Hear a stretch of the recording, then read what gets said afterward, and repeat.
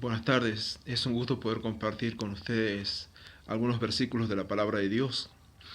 Quisiera hacer un comentario con respecto a dos cuestiones, dos enseñanzas que tienen la religión llamada los testigos. Y la verdad es que me cuesta decir los testigos de Jehová porque ese no es un nombre correcto, sino que su nombre sería los falsos testigos. No lo digo con ánimo de ofender porque no es esa la intención, pero como se dice, hay que llamar a las cosas por su nombre. Como en otra ocasión había comentado, esta religión no lleva a Dios, sino todo lo contrario, aleja a las personas de Dios, cierra las puertas de la salvación. Es por eso que es tan perjudicial. Entre las muchas doctrinas que tienen ellos y que son doctrina errónea, por supuesto, el más grande de sus errores es con respecto a quién es el Señor Jesús, porque ellos dicen que es la primera creación directa de Jehová, y lo cual no es cierto, sino que el Señor Jesús es eterno. La palabra dice sobre este tema, por ejemplo en Proverbios 8, verso 23, dice: eternamente tuve el principado. Es decir, desde siempre, el Señor siempre existió. Pero bueno, en esta ocasión quería comentar con respecto a dos puntos que ellos enseñan. Uno es qué es lo que pasa con el hombre luego de la muerte. Ellos dicen de que el ser humano entra en inconsciencia, que duermen y que están inconscientes. Y basan su doctrina en un pasaje que se encuentra en Eclesiastés. Lo voy a leer ahora. Eclesiastés capítulo 9, el verso 5. Dice así: porque los que viven saben que han de morir, pero los muertos nada saben, ni tienen más paga, porque su memoria es puesta en olvido. También su amor y su odio y su envidia fenecieron ya, y nunca más tendrán parte en todo lo que se hace debajo del sol. Bueno, este es el pasaje que ellos utilizan para decir que la persona que muere entra en inconsciencia. ¿Por qué? Porque acá dice: los muertos nada saben. Pero hay que entender que lo que este hombre tan sabio, que es Salomón, su tema no es en este libro explicar lo que sucede luego de la muerte. Es decir, una vez que llega el momento de la muerte, explicar en forma detallada qué es lo que pasa. No es esa la intención de Salomón. En el libro podemos ver muchas veces que se repite la frase: lo que se hace debajo del sol. Es decir, en este mundo, en esta vida. Ese es el tema de Salomón. Y es más, acá lo dice. Dice: y nunca más tendrán parte en lo que se hace debajo del sol.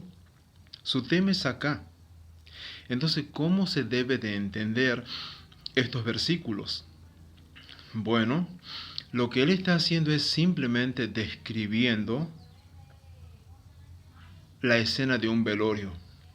Él está describiendo solamente un cadáver.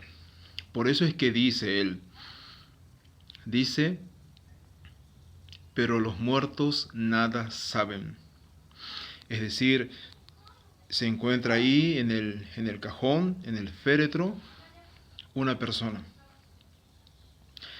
El cadáver, el cuerpo, el envase, la parte que le da vida, que es la parte espiritual, ya no está. El Señor Jesús dijo: el cuerpo para nada aprovecha, el espíritu es el que da vida.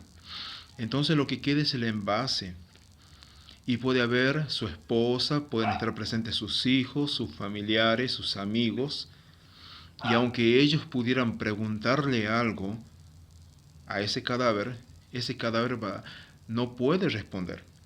Ese cadáver no sabe. Si le preguntaran ¿dónde dejaste tal cosa? El cadáver no va a responder. No sabe que le están hablando.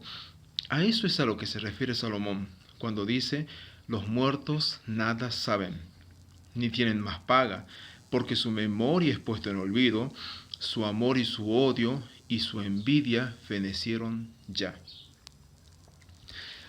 La esposa puede decirle te amo, los hijos pueden decirle papá, te queremos, pero sin embargo, él ya no escucha. Esa persona puede haber amado, puede haber odiado, puede haber sentido envidia, pero también estos sentimientos llegaron a su fin. Y para comprobar esto es que Salomón termina diciendo: y nunca más tendrán parte en lo que se hace debajo del sol. Entonces, él está haciendo solamente una descripción de un cadáver. No está pretendiendo con estos textos decir que una vez que la persona muere entra en inconsciencia. No es eso lo que está pretendiendo decir, sino solamente hace una descripción de lo que es un cadáver. Cuando esa persona estuvo viva, amó, odió, pudo tener envidia, pero ahora todo eso se terminó. El otro pasaje se encuentra en Lucas capítulo 16, versículo 19 en adelante. Ustedes lo pueden leer. Es un relato que hace el Señor Jesús acerca de dos personas. Más de dos personas, pero de dos personas que llegaron a conocerse en este mundo. Uno era un hombre rico y el otro era un hombre pobre, un mendigo, llamado Lázaro. Hay personas que dicen que esto es una parábola, pero en realidad no es una parábola, sino que es una historia real. Y siendo el Señor Jesús el Hijo de Dios, y siendo Dios, Él vio este caso y Él lo relata. Las parábolas siempre son ilustraciones, son ejemplos de esta vida que el Señor Jesús tomó para explicar verdades celestiales. Pero esta historia no cumple ese propósito. Tal es así que llega el momento de la muerte y empieza a contar lo que sucede luego. No es una ilustración de esta vida, como son todas las parábolas. Entonces lo que el Señor hace es correr, por decir de algún modo, las cortinas y mostrarnos lo que sucede luego. No voy a analizar este pasaje en detalle, pero sí voy a decir, por ejemplo, de que lo que Cristo dice es que hubo una conversación entre Abraham, un siervo de él, que estaba consciente, y el hombre que era rico.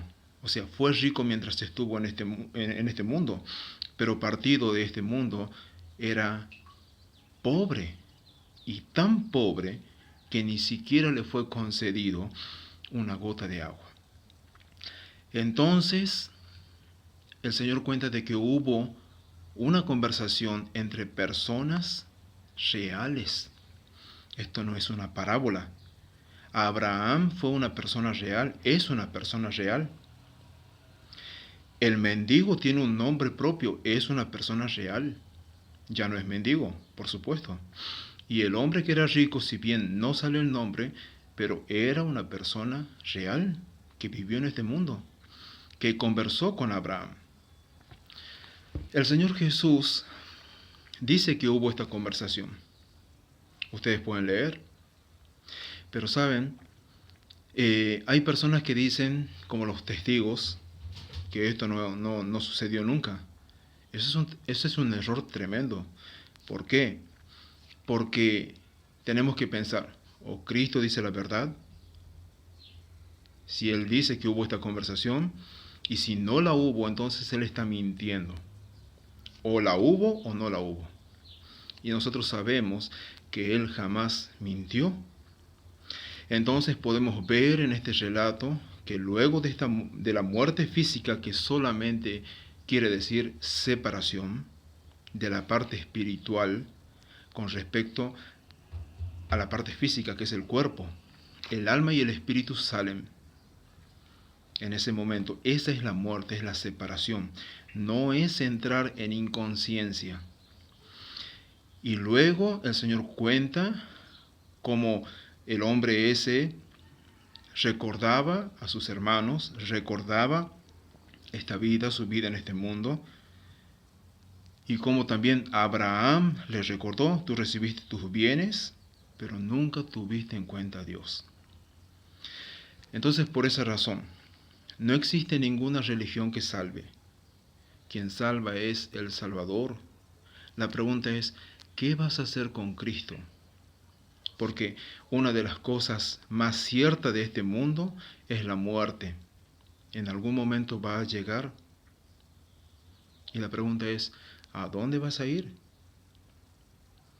O con el Señor a descansar, junto también a este hombre llamado Lázaro. O tristemente podría ser tu destino, junto a ese hombre que fue rico en este mundo, pero que nunca le dio lugar a Dios, y que sufrió desde el primer instante que entró a ese lugar. Y aún hoy, después de miles de años, él sigue en ese lugar, esperando el día del juicio.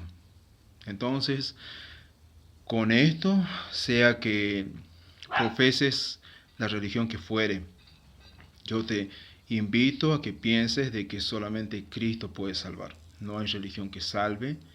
Las enseñanzas de los testigos son doctrina falsa.